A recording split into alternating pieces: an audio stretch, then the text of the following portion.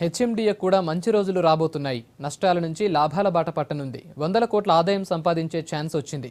ప్రభుత్వం ప్రకటించిన బీఆర్ఎస్, ఎల్ఆర్ఎస్తో హెచ్ఎండిఏకు 100 కోట్లు ఇన్కమ్ రానుంది.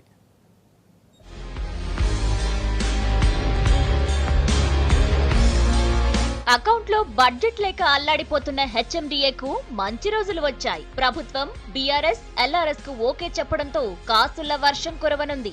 ఇన్నాళ్లు నష్టాల్లో ఉన్న సంస్థ ఇప్పుడు సర్కార్ తీసుకున్న నిర్ణయంతో మళ్లీ గాడిలో పడనుంది.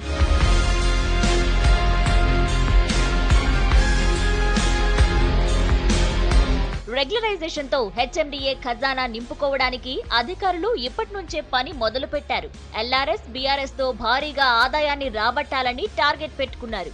గతంలో ప్రకటించిన ఎల్ఆర్ఎస్, బీఆర్ఎస్ తో హెచ్ఎండిఏకు దాదాపు 200 కోట్ల ఆదాయం వచ్చింది.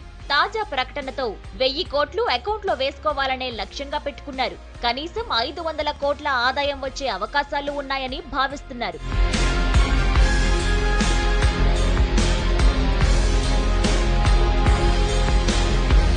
5 జిల్లాల్లో విస్తరించి ఉన్న హెచ్ఎండిఏ పరిధిలో అనధికార లేఅవుట్లు, పర్మిషన్లు లేని బిల్డింగ్స్ లక్షల్లో ఉన్నాయన్నది ఓపెన్ సీక్రెట్.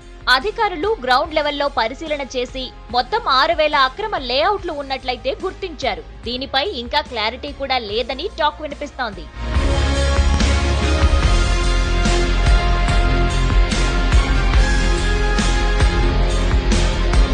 ఒక్క మణికొండలోనే 1500 నుంచి 2000 అక్రమ నిర్మాణాలున్నాయి. దీనిపై ఇప్పటికే విజిలెన్స్ అండ్ ఎన్ఫోర్స్మెంట్ అధికారులు నివేదిక తయారు చేసి ప్రభుత్వానికిచ్చారు. అక్రమ నిర్మాణాలకు సహకరించిన అధికారులకు షోకాజ్ నోటీసులు కూడా ఇష్యూ చేశారు. ఇక హెచ్ఎండిఏ పరిధిలోని అన్ని జోన్లలో పర్మిషన్లు లేని వెంచర్లు, నిర్మాణాలు ఉన్నట్లు అధికారులే చెబుతున్నారు.